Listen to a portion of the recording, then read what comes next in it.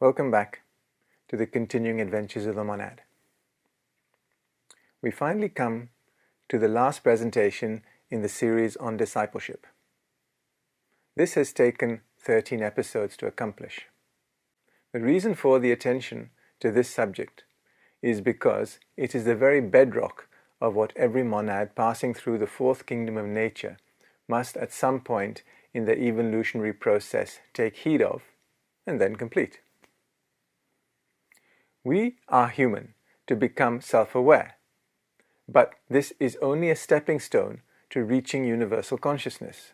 So, what could slow us down from reaching our goals in the fourth kingdom? We have talked about the 12 qualities all aspirants should seek to develop within themselves. What qualities should be avoided then? All the qualities that are derived from repulsion. This is hatred by another name. We acquire these negative qualities as we focus our monad through the three lowest subplanes of our emotional bodies, 48, 5 to 7. A major stumbling block to anyone's development is egoism. This consumes 95% of most people's beings. For a disciple, it's only about 5%. The ego is needed to make efficient use of one's envelopes, but 5% is plenty.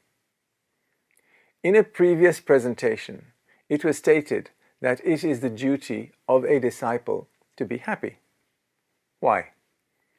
Because everyone emits energy into their environment. The further along the path you are, the more energy you emit. If you are a miserable old goat, you are not exactly going to enliven your environment. Emotional and physical needs must be heeded and satisfied, but attention to such matters must be kept to a minimum. Avoid the cult of appearances. Besides being illusional, it is deceitful as well. We all know Lawrence's phobia about encroachment into other people's private lives. One reason you want to stay away from such inclinations is that these involve the examination of another person's ego. This is not them. By the same logic, a disciple must not testify to themselves. No one needs to know about them. They may have outstanding qualities compared to most, but this is just a tool to achieve greater objectives, those of universal brotherhood. Do not fixate on other people's faults. You have enough of your own to deal with. Moralizing should be considered a deadly sin, although we know there is no such thing as sin, just ignorance of the laws of life. Speaking of hindrances to discipleship, intolerance is a big one. Others to consider are lack of control of one's envelopes. A weak intellect is not exactly an asset. Neither are self-assertion and self-conceit. Stay away from creeds. Believing in things because it says so in a book is not good for your health, and alas, it proved fatal for others. A creed is a belief and is not a mental precept. Either you know or you don't know. A mental system of thought develops a working hypothesis. This is just there to afford mental clarity and exactitude. You work with it because it explains more things to you than anything else on the market. Lawrence is adamant the disciple should have no paper popes, ideologies, or dogmas, just common sense. An aspirant is hindered if they overestimate themselves and underestimate others. All too often they think they are more advanced than they really are. They think they know that they know more. This is a very good way to go about getting the door to discipleship slammed in your face. Another hindrance to discipleship, and this has been mentioned many times, is to avoid taking an interest in one's chakras. This is the business of the teacher, who will give instructions on such matters. Linked to this is a postponement of any activities engaging in breathing exercises until one becomes an accepted disciple.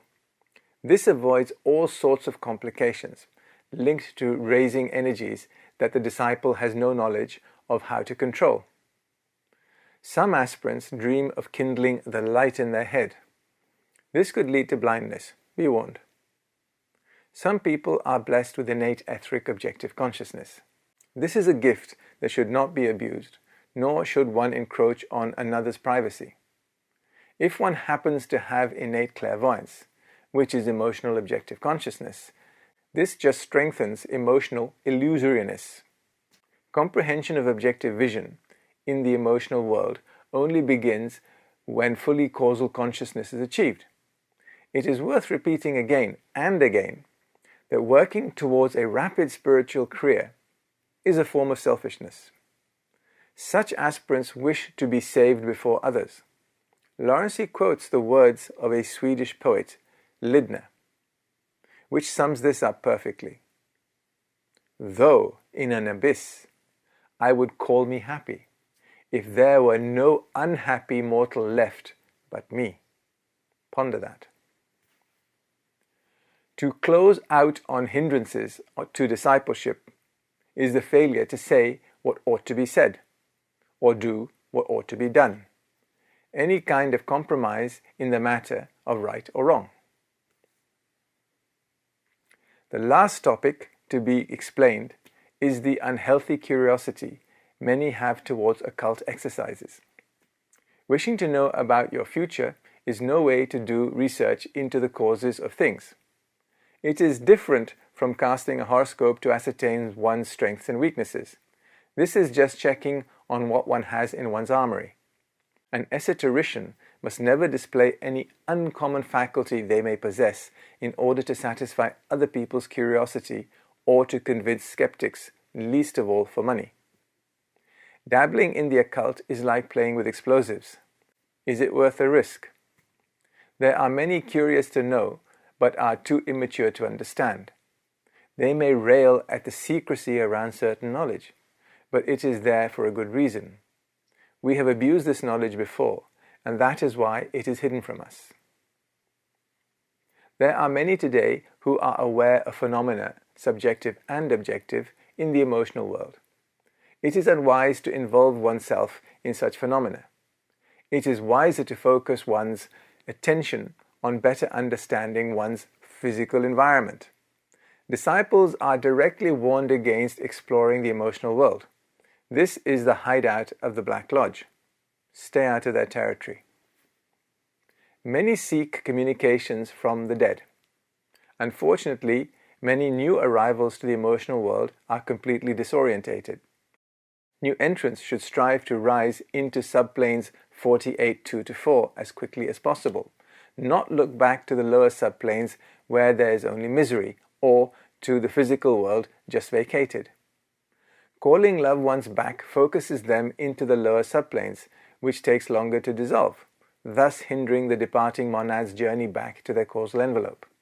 If the earthbound monad's objective is to gain a better understanding of the emotional world, it can only effectively be served by fostering objective emotional consciousness while still on the physical plane. We should by now know what the basic requirements for that are. Enlightenment.